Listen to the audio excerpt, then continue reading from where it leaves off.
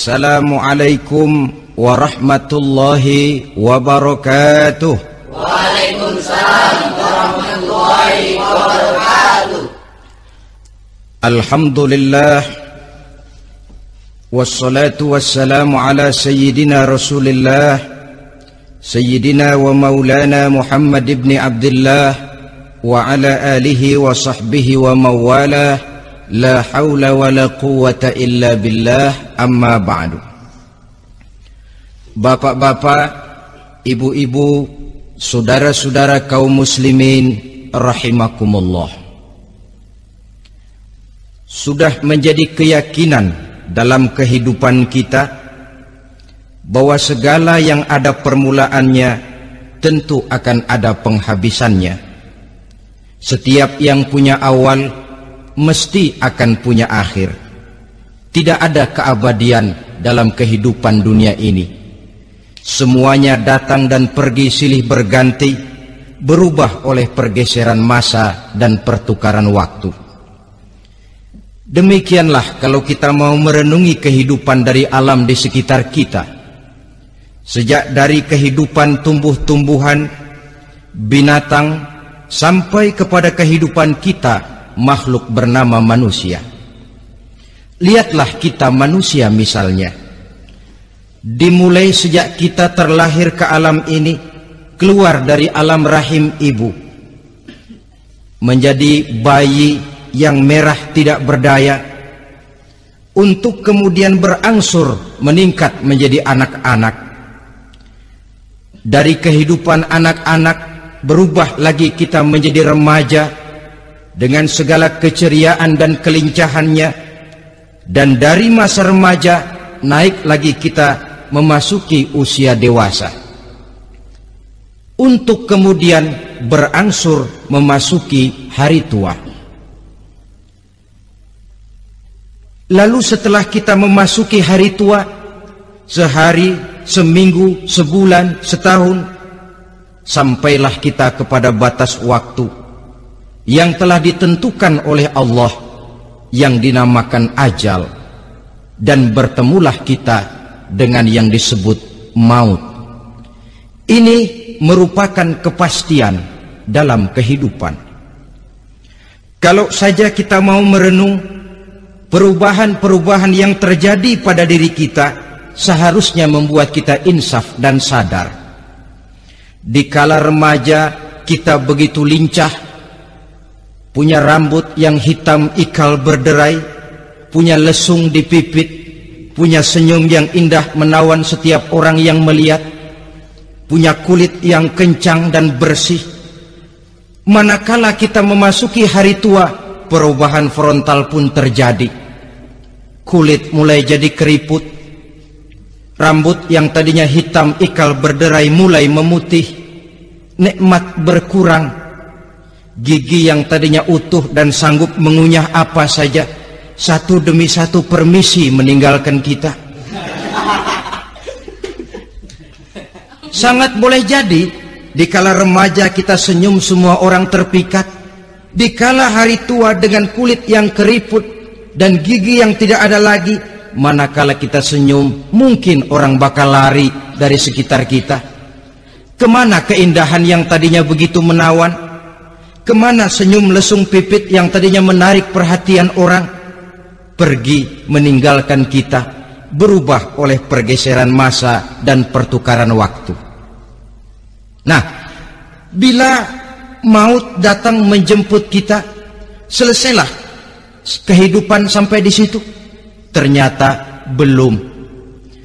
Kalau lahir merupakan perpindahan hidup dari alam rahim ke alam dunia, maka mati hakikatnya merupakan perpindahan hidup dari alam dunia ini ke alam kehidupan yang berikutnya, yang dinamakan dengan alam barzah. Andai kata hidup cuma sekali, secara moral kita sanggup berkata, alangkah tidak adilnya Tuhan. Kenapa? Dalam kehidupan ini kan aneka ragam terjadi. Ada orang yang zolim, ada orang yang dizolimi. Ada orang yang membunuh, ada orang yang terbunuh. Ada orang yang kaya, ada orang yang miskin. ada orang yang jujur, ada orang yang menghalalkan segala cara, sehingga banyak ketidakadilan yang terlepas daripada pengadilan dunia. Lalu orang pun bilang, di dunia ini katanya banyak pengadilan tapi sulit keadilan. Di dunia ini mudah mencari pengadilan tapi sulit untuk mencari ketidakadilan. Andai kata hidup cuma sekali, tidak akan ada hidup sesudah hidup yang sekarang ini. Bagaimanakah nasib mereka yang lepas dari pengadilan dunia ini? Alangkah tidak adilnya Allah andai kata tidak ada kehidupan sesudah hidup yang sekarang. Tentulah akan terjadi di mana orang menghalalkan segala macam cara untuk mencapai tujuan. Yang penting kan saya kaya, yang penting kan saya punya jabatan dan kedudukan tinggi. Kalau perlu jilat atas, jilat atas. Kalau perlu sikut kiri kanan, sikut kiri kanan. Kalau perlu injak bawah, injak yang bawah. Ini prinsip daripada orang-orang komunis, dan pantas karena mereka tidak percaya kepada kiamat. Pantas karena mereka tidak percaya akan adanya kehidupan sesudah hidup yang sekarang ini. Maka saya menghimbau kepada seluruhnya, kita sudah kadung menyepakati negara ini berdasarkan Pancasila. Kita sudah kadung konsensus bahwa PKI dengan seluruh ajarannya tidak punya hak hidup di bumi Pancasila yang kita cintai ini. Maka salah satu ajaran PKI tujuan menghalalkan cara. Kita orang Indonesia yang berbudi pekerti luhur, yang punya nilai budaya tinggi, janganlah sampai mencaci PKI, membubarkan PKI, mengutuhkan PKI, tapi dalam kehidupan sehari-hari prakteknya prinsip komunis kita pakai. Apa itu? Tujuan menghalalkan cara. Asal sudah tujuan tercapai, cara apapun saja halal. Itu pandangan hidup orang yang tidak percaya kepada adanya hari akhirat. Sebagai muslim yang yakin akhirat ada, kiamat pasti akan datang. Hidup tidak cuma sekali. Maka kalau kita zalim, kalau kita berbuat aniaya, kalau kita melakukan korupsi, kalau kita merugikan orang lain, boleh jadi kita terlepas daripada pengadilan dunia. Tapi ingatlah, kita tidak akan pernah lepas dari pengadilan Allah, pengadilan Qadhi Rabbul Jalil, di mana kita akan diadili dengan seadil-adilnya, dan tidak satu perbuatan yang bersifat salah, yang bagaimanapun kecilnya, yang akan lepas dari pengadilan di akhirat itu nanti. Pantas saja kalau satu hari malaikat Jibril datang menasihati Rasulullah sallallahu alaihi wasallam, yang artinya juga menasihati kita semua. Apa kata malaikat Jibril kepada baginda Nabi? Ya Muhammad, ish ma syi'ta fa innaka mayyitun. Hai Muhammad, hiduplah semau kamu, tapi jangan lupa kamu pasti akan mati. Kalau memang dilarang tidak terlarang, dicegah tidak tercegah, kamu mau melaksanakan hidup menurut maumu sendiri, persilahkan, hiduplah menurut mau dan gayamu. Tapi jangan lupa, fa innaka mayyitun, satu saat kau pasti bakal mati. Dan mati itu bukan akhir dari segalanya, dia babak baru bagi kehidupan selanjutnya. Silakan hidup menurut maumu, tapi jangan lupa kau pasti akan mati.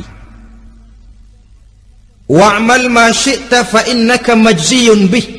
Kerjakan apa saja yang kamu mau.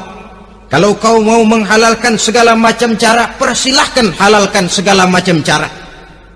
Tapi jangan lupa kau akan mendapat balasan dari seluruh amal perbuatanmu. Wa ahbib ma syi'ta fa innaka mufariquhu. Dan cintailah apa saja yang mau kau cintai. Kau cintai anak istrimu, silahkan. Kau cintai harta bendamu, tafadhal. Kau cintai tanah airmu, kau cintai pangkat dan jabatanmu, persilahkan. Tapi jangan lupa, fa innaka mufariquhu, kau pasti akan berpisah dan akan meninggalkan segala yang kau cintai itu. Apa Apa artinya ini buat kita? Ternyata sesudah maut datang menjemput kita, ada kehidupan sesudah hidup yang sekarang ini. Ini yang mendorong kita untuk dalam kehidupan di dunia ini tidak melakukan prinsip saenake dhewe, semaunya sendiri saja, asal perut kenyang, asal pangkat tinggi, asal harta dapat. Masa bodoh dengan merugikan orang lain, masa bodoh dengan menipu orang lain. Iku jenenge saenake dhewe. Muslim tidak diajarkan. Ingat manusia, setelah kau mati, setelah kiamat datang, kau akan dibangkitkan, kau akan dimintakan pertanggungan jawab tentang kehidupan yang sekarang ini. Saudara hadirin, oleh sebab itu kalau kita bicara soal kiamat, soal akhirat, ini memang masalah yang gaib, yang sepenuhnya tidak bisa dicernakan dengan kemampuan penalaran intelektual. Dasar di dalam membicarakan ini tidak lain adalah iman kita kepada Allah Subhanahu wa ta'ala. Bukan cuma zaman sekarang, dari zamannya Nabi. Orang itu kalau sudah bicara kiamat, bicara akhirat, ada yang ragu-ragu, ada yang menolak sama sekali. Bukan dari zaman sekarang, dari zaman dulu. Pernah kok satu saat Rasulullah itu dakwah menceritakan, saudara-saudara, akan terjadi kiamat di mana Allah akan membangkitkan manusia dari kuburnya untuk memintakan pertanggungan jawab. Ini dalam dakwahnya Nabi pidato macam itu. Apa reaksi orang? Yang beriman ya mantap, tapi yang tidak beriman, bajingan-bajingan Quraisy ini, mereka bertepuk tangan, mengejek, mencaci. Malahan ini yang luar biasa, ada dua orang kafir namanya Ubay bin Ka'ab dan Al-As bin Wa'il. Mendengar pidato macam ini, mereka buru-buru pulang ke rumah. Ngapain? Ngambil pacul. Lalu berangkat nyari kuburan tua. Dia gali itu kuburan, tulang-tulangnya diangkut, dibawa ke depan Nabi. Ya Muhammad, tulang-tulang yang udah hancur begini, siapa yang bisa ngidupin lagi? Yang macam-macam aja kamu Muhammad, nggak rasional, nggak masuk akal. Allah menjawab. Apa kata Allah? وَضَرَبَ لَنَا مَثَلًا وَنَسِيَ خَلْقَهُ قَالَ مَنْ يُحْيِي الْعِظَامَ وَهِيَ رَمِيمٌ قُلْ يُحْيِيهَا الَّذِي أَنْشَأَهَا أَوَّلَ مَرَّةٍ وَهُوَ بِكُلِّ خَلْقٍ عَلِيمٌ. Mereka memberikan perumpamaan kepada kami, kata Allah. Mereka melupakan asal kejadiannya. Mereka bertanya, siapa yang sanggup menghidupkan tulang belulang yang sudah hancur kayak begini? Qul yuhyiha allazi ansha'aha awwala marrah. Katakan kepada mereka Muhammad, yang akan menghidupkannya adalah dia yang telah menciptakannya pertama kali dulu. Kalau dia sanggup menciptakan, dia tentu lebih sanggup lagi untuk mengembalikan reproduksi ciptaan itu sebagaimana semula. Yang paling kasihan yang ragu-ragu. Akhirat itu ada apa enggak sih? Kiamat itu ada apa enggak sih? Lantaran ragu-ragu, terombang-ambing dia antara harapan dan putus asa, antara kenyataan dan idealisme. Ada yang buta sama sekali 100% terhadap keadaan-keadaan sesudah mati. Perhatian mereka hanya tercurah kepada kehidupan sebelum mati. Yang mereka perhatikan siang dan malam tidak lebih daripada urusan perut. Pergi pagi, pulang sore, peras keringat, banting tulang. Cuma soal makan, soal minum, soal pakaian, soal kendaraan, soal rumah tangga, soal anak, soal istri. Yang mereka pentingkan hanya soal-soal politik misalnya, ekonomi, pembangunan dan industri. Untuk soal-soal kayak begitu, giat betul, habis seluruh waktu untuk memikirkan meningkatkan kebudayaan, politik, sosial, ekonomi. Kadang-kadang kurang tidur, kurang istirahat, berkeliaran ke sana kemari ke tempat yang jauh-jauh, sampai kadang-kadang terkena stres, penyakit darah tinggi, ginjal, lever, untuk memikirkan hal-hal yang semata-mata karena dunia saja. Lantas boleh jadi mereka mendapatkan kekayaan yang berlimpah ruah, mendapatkan kedudukan yang tinggi, nama yang semerbak, dikenal orang di barat dan di timur, di utara dan di selatan. Tetapi alangkah kecewanya mereka jikalau datang ajal menjemput nyawa, mati mereka, meninggalkan harta yang banyak, nama yang masyhur. Mereka disebut dengan jasa-jasanya.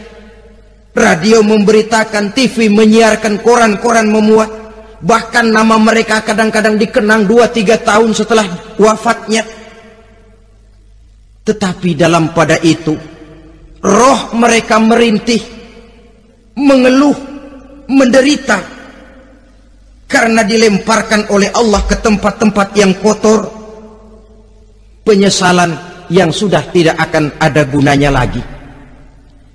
Saudara-saudara kaum muslimin rahimakumullah, oleh karena itu kehidupan akhirat bukanlah dongeng dan takhayul, bukan khurafat dan khayalan.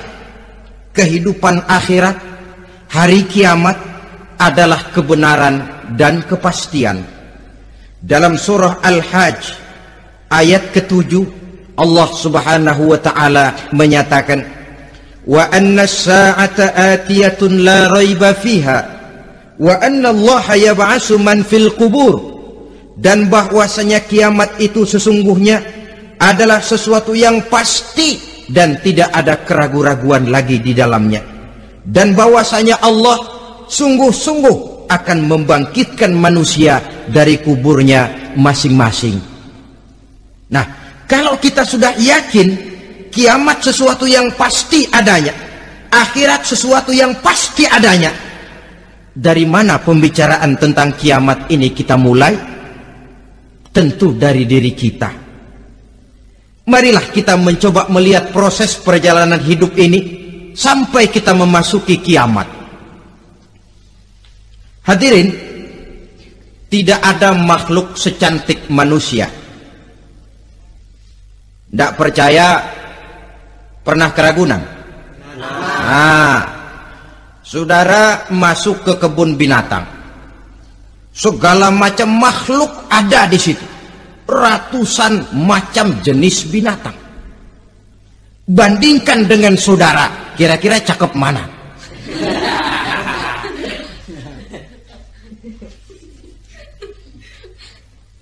Dari seluruh makhluk yang diciptakan Allah itu, manusia fi ahsani taqwim, dalam bentuk yang paling sempurna, sejak susunan biologis sampai kemampuan berpikir. Biologis kita, ya Allah, diciptakan kita begini rupa, diberikan 2 kaki untuk berjalan, 2 tangan untuk bekerja, diberikan 2 mata, dua-duanya di depan. Pernah saudara mikir kalau mata kita yang satu di depan, yang satu di belakang? Ah, rasanya nggak laku kacamata itu.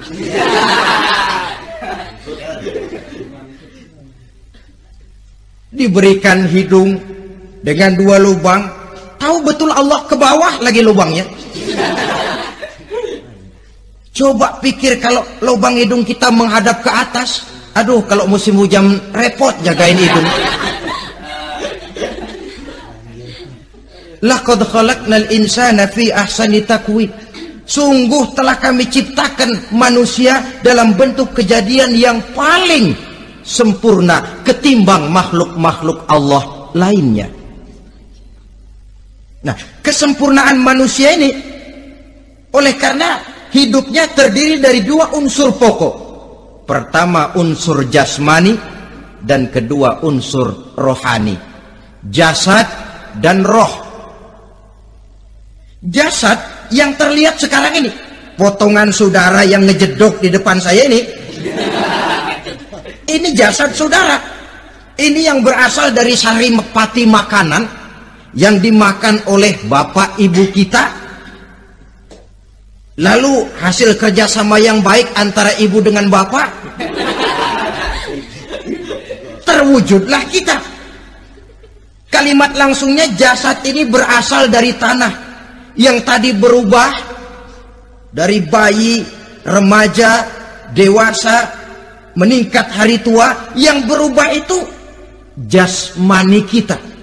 Kenapa? Karena jasmani itu materi, benda, daya tahannya terbatas. Dia berubah oleh pergeseran masa dan pertukaran waktu. Apa ada orang makin tua makin cakep? Jasmani oleh karena dia materi, dia berubah oleh pergeseran masa dan pertukaran waktu. Nah, yang menyebabkan jasmani itu bergerak karena ada roh di dalamnya. Ini yang menyebabkan kehidupan. Ini yang menjadi sumber kehidupan, pusat kesadaran dan pengertian dalam kehidupan manusia. Tanpa roh dalam diri kita, maka jasad kita, pernah lihat orang mati? Nah, itu kalau orang mati, coba perhatikan. Apanya yang kurang? Kupingnya masih ada, tapi sudah tidak sanggup mendengar. Matanya masih lengkap, tapi tidak mampu melihat. Jangankan melihat, terbuka saja tidak. Mulutnya masih ada, tapi sudah tidak bicara lagi. Telinganya cukup, tapi sudah tidak sanggup mendengar. Kakinya lengkap, tapi tidak mampu lagi berjalan. Apa penyebabnya itu?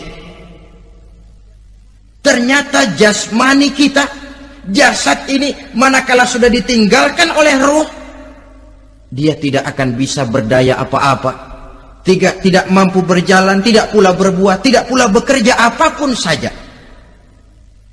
Saudara-saudara, dua-duanya punya kebutuhan. Jasmani ada kebutuhannya, rohani pun ada kebutuhannya. Jasmani yang jelas perlu makan, perlu minum, perlu tidur, perlu pakaian, dan sebagainya. Nah, apabila saat berpisah datang, ajal sampai, berpisahlah roh dan jasad. Dan itulah yang dinamakan dengan maut.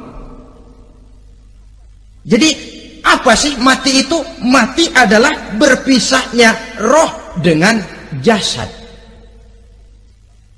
Sebab itu Islam sangat menganjurkan kita untuk banyak-banyak mengingat mati. Bagaimana caranya mengingat mati? Pertama, mati itu kan pasti. Kira-kira yang hadir di sini ada yang nggak mati nggak kira-kira? Semuanya bakal mati kan? Berani? Berani. Sekarang mau? Saudara, sebenarnya kalau kita merenung lebih jauh, orang itu tidak perlu takut mati. Walaupun tidak boleh terlalu berani menghadapi mati. Karena bagaimanapun takutnya kita kepada mati, toh dia pasti datang. Bagaimanapun beraninya kita mati, kalau belum ajal ya tidak mati juga. Jadi muslim itu kan harus berani menghadapi hidup dan tidak takut menghadapi mati. Mati adalah sesuatu yang pasti. Muslim dianjurkan banyak-banyak mengingat mati dalam kehidupan. Caranya bagaimana? Pertama, berziarah nengokin teman yang sakit. Ya? Suka nengokin teman yang sakit enggak? Oh, itu pahalanya kata Nabi. Menengok orang yang sedang sakit lebih afdol daripada sholat sunnah 1000 rakaat. Apa pernah saudara sembahyang sunnah sampai 1000 rakaat? Nengokin orang sakit pahalanya lebih afdol daripada itu. Kenapa menengoki orang sakit mengingatkan kita kepada mati? Iya ya, ini teman saya yang kemarin seger banget, bercanda sama saya, ketawa sama-sama, sekarang terbaring tidak berdaya, hilang kemampuannya, hilang keceriaannya, sakit. Iya kalau sembuh, kalau ajal, iya sekarang giliran dia, kalau jatuh ke saya. lalu menghibur teman dengan kata-kata yang enak yang akan mendatangkan sugesti supaya dia cepat sembuh. Jangan nengokin orang sakit jujur, sakit apa lu? Perut. Emang teman gua kemarin sakit begini mati ya? Wah, itu orang bisa jadi shock lantaran etika kita tidak akan sampai ke sana. Menjenguk orang sakit akan mengingatkan kita kepada mati. Apalagi ziarah kubur. Ada yang orang tuanya sudah meninggal? Nah, kalau ada, ya tidak bisa tiap hari, sekurang-kurangnya seminggu sekali. Jumat pagi misalnya, ziarah kita ke kubur. Sehingga kalau kita masuk kubur kan ada etikanya. Assalamualaikum ya ahlal kubur wa inna insyaallahu bikum lahikun. Hai penduduk kubur, keselamatan bagi kamu dan kami yang masih hidup sekarang ini insya Allah pasti bakal nyusul kamu. Iya, yang kemarin gagah benar sekarang terbaring tanpa daya. Ini unggukan kuburannya. Yang kemarin ada sekarang sudah tidak ada. Kemana dia? Kami satu saat pasti akan begini. Ingat mati. Lalu apalagi yang bisa membuat kita ingat kepada mati? Mengawal jenazah. Bukankah sangat dianjurkan oleh agama?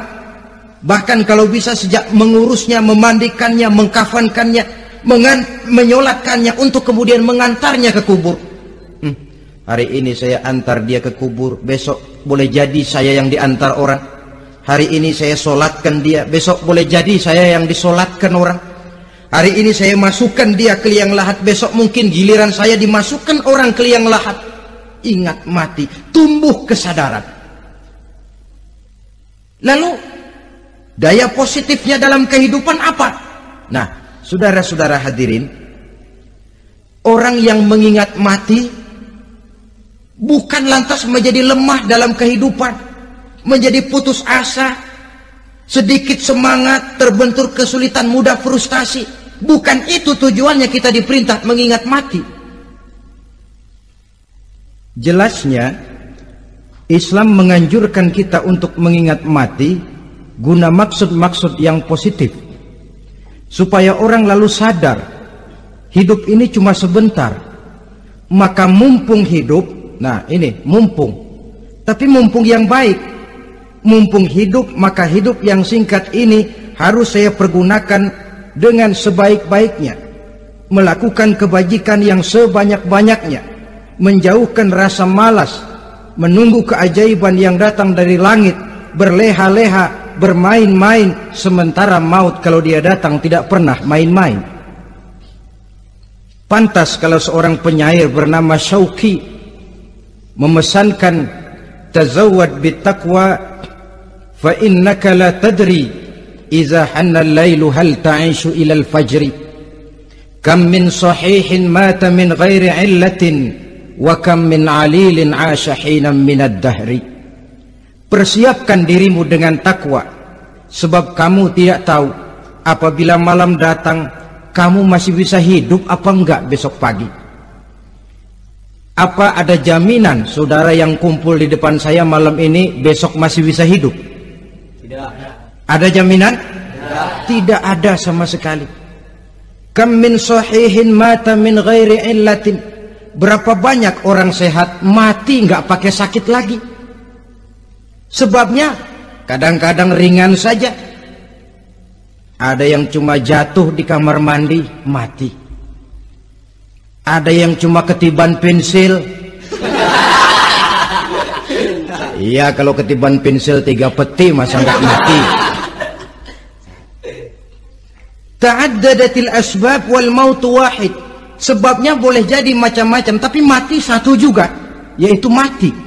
Dia seperti kelapa yang terlalu tua jatuh ke bawah, yang kembang baru keluar pun jatuh ke bawah. Itulah mati. Dia datang menjemput yang bayi, dia datang mengambil yang anak-anak, dia datang juga kepada yang remaja, kepada yang dewasa, kepada yang tua sekalipun. Jangan yang remaja lalu berpikir, gua rasanya masih jauh banget mau mati. Ini sesuatu yang pasti yang kita tidak pernah diberitahu kapannya. Kalau dikasih tahu kapannya kan kita bisa, umpama malaikat maut datang ke rumah saya, saudara Zainuddin kau mati 80 tahun lagi. Wah, saya kan berhitung, masih lama, poya-poya aja dulu Tapi ini tidak pernah diberitahu kepada kita. Lantaran tidak diberitahu itulah kita perlu bersiap-siap dengan selalu mengingat-ingat mati yang mendorong kita untuk berbuat positif.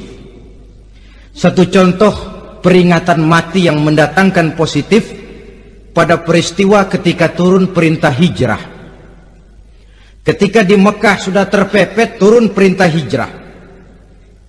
Ini sahabat yang berangkat hijrah, jangan dikira semua bulat hati. Ada yang mikir, kalau saya hijrah berangkat dari Mekah ke Madinah, nanti di tengah jalan dicegat oleh kafir Quraisy lalu dibunuh, mati saya. Takut mati. Allah peringatkan, kullu nafsin za'iqatul maut. Kamu disuruh hijrah saja takut mati, padahal kamu tahu semua yang hidup bakalan mati. Diam saja di Mekah mati, hijrah ke Madinah pun akan mati. Mendengar ayat ini, Sayyidina Umar bin Khattab seperti dibakar semangatnya. Kalau sebagian sahabat hijrah sembunyi-sembunyi, beliau mau hijrah itu malah bajingan Quraisy dikumpulkan dekat Ka'bah. Pidato, ya ma'syara Quraisy, dedengkot Quraisy, dengerin. Besok pagi yang namanya Umar bin Khattab mau hijrah dari Mekah ke Madinah. Siapa yang kepengen kepalanya berpisah dengan badannya, persilahkan cegat Umar di jalanan. Besok dengan tenang dia berangkat hijrah, gak ada yang berani nyegat. Tuh Quraisy juga barangkali mikir, gue ngapain nyegat penyakit. Begitu ingat mati, timbul semangat juang, timbul semangat berbuat. Ini ingat mati yang positif, bukan yang melemahkan semangat. Dah jangan kerja rajin-rajin dah, lu bakalan mati. Ini ingat mati yang salah pasang. Ingat mati seharusnya mendorong manusia untuk berbuat lebih tekun. Allah memberikan peringatan, qul innal mautal ladzi tafirruna minhu fa innahu mulaqikum. Katakan, maut yang kamu akan melarikan diri daripadanya, yang kamu takuti benar dia pasti akan datang menjemput kamu. Saudara-saudara hadirin yang saya hormati, datangnya memang tidak kita harapkan yang namanya maut, tapi sekali dia datang tidak ada pintu tempat kita lari. Dia memang tidak pernah kita undang, tapi sekali dia datang mengetok pintu, kekuatan apa yang bisa menolak? Dia sebuah tanda seru dalam kehidupan. Apa yang menyebabkan orang takut mati? Pertama barangkali karena dia tidak tahu bagaimana kehidupan sesudah mati. Alam kubur gelap, alam akhirat gelap, sehingga dia bingung. Lantaran bingung lalu jadi takut. Yang kedua boleh jadi oleh bayangan-bayangan dosa yang pernah dia kerjakan di dunia ini. Kerjanya cuma menumpuk dosa. Dia gembira, bahagia, tertawa di atas tumpukan dosanya. Merasa segan berpisah dengan seluruh kehidupan ini, sehingga boleh jadi maut adalah sesuatu yang ditakutkannya benar dalam kehidupan. Tapi bagaimanapun takutnya, tidak ada tempat lari dari dia. Dalam ayat lain Allah jelaskan, ainama takunu yudrikumul mautu walau kuntum fi burujim musayyadah. Di mana saja kamu berada, dalam benteng yang paling tangguh sekalipun, maut pasti akan datang menjemput kamu. Nah, bagaimana caranya maut datang menjemput kita? Bila datang dia, sang malaikat pencabut nyawa, malaikat Israel namanya, hendak mengambil roh kita. Dalam suasana macam begitu, di akhir kehidupan dunia, dalam berhadapan dengan sakaratul maut, terbagilah manusia dalam dua bagian besar. Pertama, yang menghadapi sakaratul maut itu dengan husnul khatimah, baik di akhirnya, sehingga pada saat ruhnya berpisah dengan jasadnya, kelihatan dia seperti senyum, mukanya cerah. Bahkan sebelum itu boleh jadi dia sempat meninggalkan pesan-pesan yang baik. Ada yang sempat azan, ada yang sempat baca Quran. Pernah kan nemui orang yang mau mati seperti itu? Yang sempat azan, yang sempat baca Quran, yang sempat meninggalkan wasiat-wasiat yang baik. Sebab apa? Malaikat maut datang menjemput mereka juga dengan baik-baik. Dicabut ruhnya perlahan-lahan, tapi sungguh pun perlahan-lahan. Pedihnya, sakitnya tetap tiada tara. Rasulullah Sallallahu Alaihi Wasallam, dikala beliau hendak berhadapan dengan sakaratul maut, diceritakan mencelupkan tangannya ke dalam gelas berisi air, lalu mengusapkannya ke muka beliau seraya berdoa, "Ya Allah, mudahkan saya dalam menghadapi sekarat ini." Beliau juga yang mengatakan bahwa sakitnya sakaratul maut sama dengan 300 kali bacokan pedang. Sehingga kita diajarkan doa, di antara doa selamat itu kan ada Allahumma hawwin alaina fi sakaratil, ya Allah, mudahkan saya di dalam menghadapi sakaratul maut itu. Ketika ruh ini keluar dari jasad, mata masih mengikuti ruh itu. Sehingga kadang-kadang ada yang matanya terbelalak dan tidak sempat ditutup, terbuka terus, mengikuti ruh itu keluar dari jasadnya. Adapun golongan kedua, manusia yang ketika berhadapan dengan sakaratul maut mendapatkan su'ul khatimah, jelek di penghabisannya. Sekaratnya sudah setengah mati, lalu jelek juga di akhirnya, mati dalam keadaan yang tidak baik, tidak terpuji. Ada yang lagi megang kartu, mati. Ada yang lagi di tempat ngadu ayam, mati. Ada yang lagi di tempat pelacuran, mati. Ada yang lagi megang botol minuman keras, mati. Nih barangkali malaikat maut gemes banget nariknya, lu bajingan, lu tarik terus kan. Mati su'ul khatimah. Makanya bagus itu.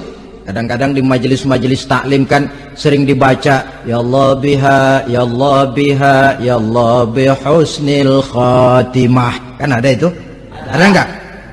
Saudara hadirin, mohon agar oleh Allah kita diberikan husnul khatimah, baik di saat ruh akan berpisah dengan jasad. Ini sesuatu yang pasti. Sang malaikat maut datang menjemput nyawa.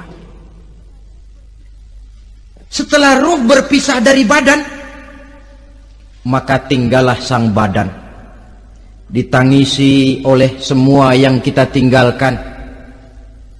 Sehingga kepada putrinya Fatimah, ketika malaikat maut datang hendak menjemput baginda Nabi, beliau berkata kepada anaknya, Fatimah, kamu tahu siapa yang datang? Saya tidak tahu, Bapak. Yang datang hadimul lazat, itu dia yang menghancurkan seluruh kesenangan dunia, wa qati'u syahwat, yang memisahkan kita dengan seluruh yang kita cintai. Dia malaikat maut, Pak. Manakala jasad sudah ditinggalkan oleh ruh, itulah yang dikerubungi orang. Anak menangis, istri menangis, orang tua bersedih, teman-teman merasa kehilangan, menangisi jasad. Diuruslah jasad kita, dimandikan sebagaimana mestinya, dikafankan dengan kain putih 3 lembar, itu yang hendak kita bawa kembali ke tempat asal kita. Pakaian sutra, jas yang mereknya Switzerland wool, kain yang Samarinda, sepatu yang Belly atau Beltoni, jam tangan yang Rolex, kendaraan yang serba mewah. Tidak ada yang menyertai kita.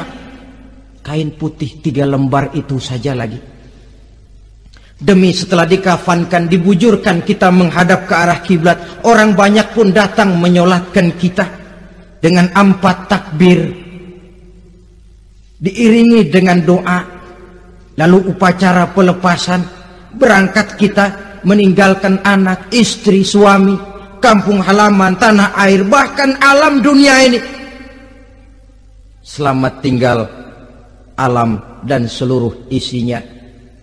Tinggallah yang tinggal. Saya akan kembali ke tempat asal dari mana saya datang, untuk kembali mempertanggungjawabkan seluruh perbuatan saya dalam kehidupan ini.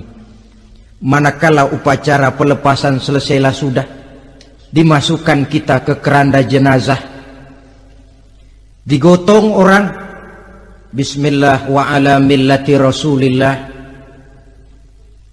dibawa ke tempat peristirahatan terakhir katanya.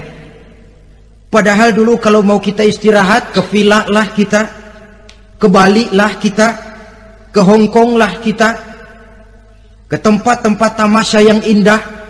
Oh, rupanya akan sampai juga perjalanan menuju tempat peristirahatan terakhir yang luasnya tidak akan lebih dari 2 kali 1 meter. Diusung orang kita, diantarkan orang banyak. Manakala sampai ke atas liang lahat, pengusung jenazah dibuka, diturunkan kita ke liang lahat, dibaringkan. Gumpalan tanah akan jadi bantal kita. Muka dibuka, dihadapkan ke arah kiblat. Setelah itu ditutup liang lahat kita dengan kayu. Masih belum kurang, diuruk dengan tanah. Yang menguruk orang-orang yang tadinya mencintai kita, menyayangi kita. Tapi ketika jasad sudah ditinggalkan ruh, habis rupanya cintanya. Coba jasad kalau sudah ditinggalkan ruh, 3 hari aja di rumah, serem. Ya mayit, siapa yang betah nemenin mayit? Lalu bila upacara pemakaman selesai, maka berusahalah semuanya. Para pengantar akan kembali ke rumahnya masing-masing. Maka masuk kita ke alam kehidupan, yaitu yang disebut alam barzakh atau alam kubur. Apa selesai hidup sampai di situ? Tidak. Hanya beberapa langkah setelah yang mengantar kita pulang. Diriwayatkan dalam hadis Bukhari dan Muslim, bila seseorang sudah diletakkan di kuburnya, lalu yang mengantar kembali pulang, maka roh si mayit akan dapat mendengar bunyi terompah orang yang pulang itu. Bunyi terompahnya terdengar. Datang 2 malaikat menanyakan dia dengan pertanyaan-pertanyaan yang kalau bisa dijawab dengan betul. 2 malaikat yang bernama Munkar Nakir akan bilang, jawabanmu betul. Tenanglah kau di sini, naumatal arus. Tidurlah kau di sini seperti tidurnya pengantin. Orang yang baik-baik di alam kuburnya akan mendapat nikmat kubur. Sehingga masa penantian yang lama, sebab jangan lupa, kita masuk ke kubur itu kan menunggu sampai datangnya hari kiamat. Jadi kalau kiamat umpama masih 1000 tahun lagi, ya 1000 tahun kita menunggu. Orang yang baik-baik penantian di alam kubur, kata malaikat, naumatal arus. Tidurlah kamu seperti tidurnya pengantin. Bagaimana sih tidurnya pengantin? Nggak berasa. Iya, kata anak sekarang, endah aja udah. Begitu mendusin pagi, kata lakinya, malam sebentar bener ya Neng. Sebentar betul katanya malam. Ya tentu saja tidak terasa. Kenapa? Dia tidak pernah memikirkan waktu. Terbawa oleh kenikmatan dan kelezatan yang dirasakannya dalam kehidupan. Tapi orang kafir, orang yang dosanya bertumpuk, tidak sanggup menjawab pertanyaan dua orang malaikat, maka dia akan mendapat azab di alam kuburnya terus menerus siang dan malam sampai datangnya hari kiamat. Ibarat maling ayam ketangkep, belum masuk pengadilan udah digebugin duluan. Kan begitu kan? Ada maling ayam nggak di sini? Nah, itu yang nyaut tadi pengalaman itu. Di sidang belum divonis, belum digebukin babak belur. Saudara hadirin, maka alam kubur bisa merupakan raudhatun min riyadil jannah, taman di antara taman-taman surga, pun juga bisa merupakan hufratun min hufarin niran, menjadi liang daripada neraka. Ada lagi riwayat yang dari Imam Muslim yang diperoleh dari Zaid bin Sabit. Zaid bin Sabit cerita, satu hari kami bersama Rasulullah SAW berada dalam kebun kepunyaan Bani Najjar. Rasulullah sedang duduk di atas keledai. Tiba-tiba entah bagaimana itu keledai terkejut, kaget, berontak, hampir Rasulullah jatuh. Rasulullah kemudian bertanya, rupanya di kebun itu ada kuburan tua, 5 atau 4 kuburan. Rasulullah lalu bertanya, saudara-saudara ada yang tahu nggak ini kuburan siapa? Nggak ada ya Rasulullah. Memang kenapa? Ini penghuni kuburnya lagi disiksa oleh Allah. Andai kata boleh saya mohon kepada Allah supaya kamu dengar seperti yang saya dengar, andai kata saja kamu kuat mendengarnya, saya pasti akan berdoa. Tapi sayang, saya yakin kamu pasti tidak akan kuat mendengar mereka mendapat azab di kuburnya. Hadis sahih riwayat Imam Muslim dari Zaid bin Sabit. Kehidupan di alam barzah. Pak, iya kalau yang matinya dikuburin. Lah kalau yang matinya dia ceburin ke laut, dibakar, di medan perang hilang gak ketahuan kemana jenazahnya.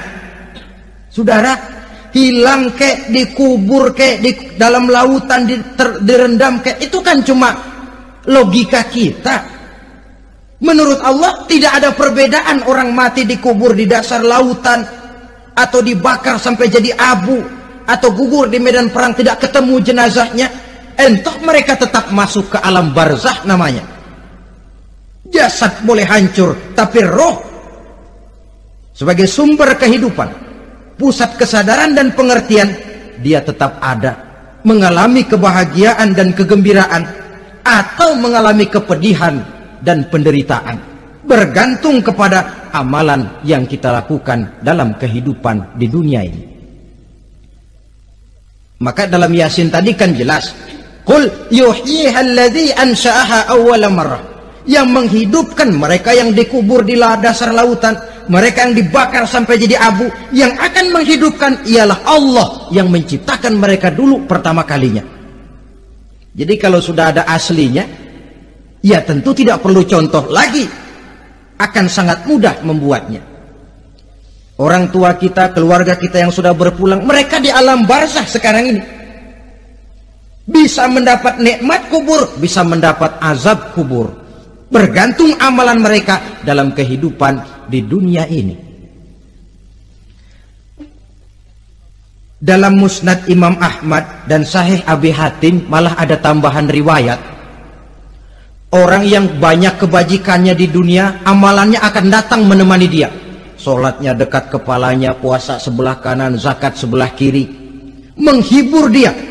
Malahan dikatakan berbentuk orang yang cantik menemani dia di alam kuburnya. Aneh, dia tanya, man anta lam ara fid dunya ajmal minka. Siapa kamu? Di dunia ini belum pernah saya melihat orang secantik kamu. Dia jawab, ana amaluka soleh. Saya adalah amalmu yang soleh yang kau kerjakan waktu di dunia. Saya sekarang diperintahkan untuk menemani kamu di sini. Alhamdulillah. Sedangkan amalnya yang jahat akan datang dalam bentuk yang menyeramkan menemani dia di sana. Bayangin deh, di kuburan ditemenin yang serem-serem. Sama juga di dunia. Di dunia, kalau kita di tempat gelap ditemenin orang cakep, enak nggak? Wah, pengalaman. Tapi coba bayangin, sudah tempatnya gelap, yang nemenin jelek nggak ketulungan, gerah kita. Nah, saudara hadirin yang saya hormati, lalu bagaimana tempat arwah-arwah yang sudah kembali menghadap Allah yang disebut mustaqarrul arwah itu? Macam-macam tingkatannya sesuai dengan profesi dan amalannya waktu di dunia. Ada roh-roh itu yang setelah pisah dengan jasad, artinya mati, ditempatkan di tempat yang disebut a'la iliyin, tempat yang tertinggi. Siapa ini? Arwahnya para nabi dan para rasul. Ini fi a'la iliyin, di tempat yang tertinggi. Arwahnya para nabi, arwahnya para rasul. Dan karena kita bukan nabi, bukan rasul, ya jangan mimpi dapat tempat fi a'la iliyin, kecuali kalau Allah menghendaki. Itu hak prerogatif Allah, tapi kan tidak adil kalau Allah melakukan itu. Ini kelompok roh-roh yang masuk golongan VIP. Wah, the first class. Para nabi, para rasul. Lalu ada pula roh-roh itu yang setelah pisah dengan jasadnya diumpamakan seperti burung-burung hijau yang berterbangan di perkebun-kebunan surga. Roh siapa mereka ini? Rohnya para syuhada, orang-orang yang mati syahid gugur membela agama.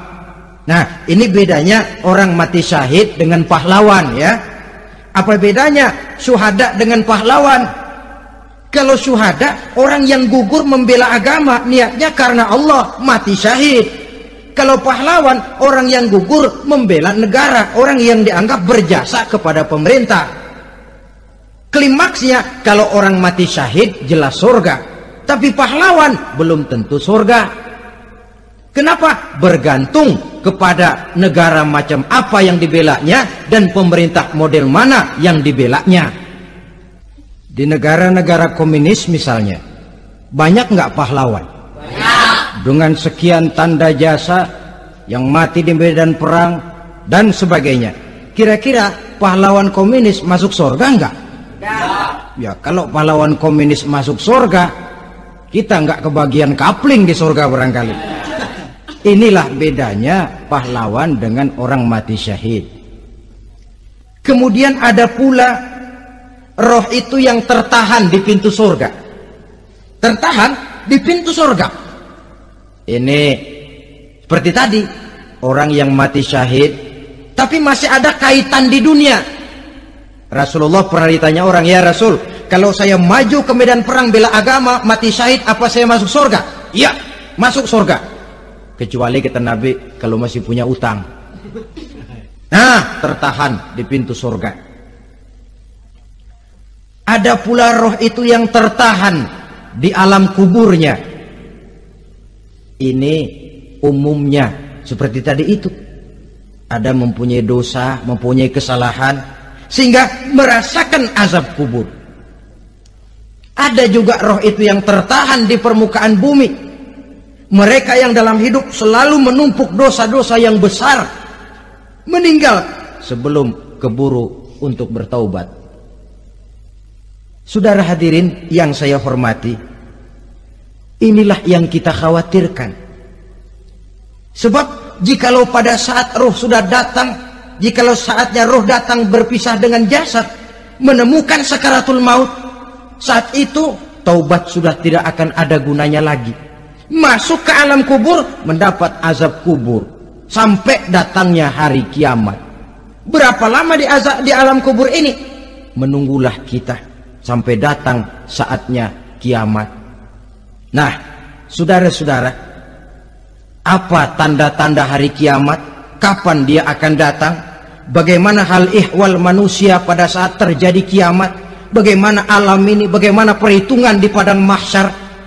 Insya Allah akan saya ungkapkan pada bagian kedua dari ceramah ini. Insya Allah kita akan lanjutkan pembicaraan ini sampai kepada terminal paling akhir, surga dan neraka.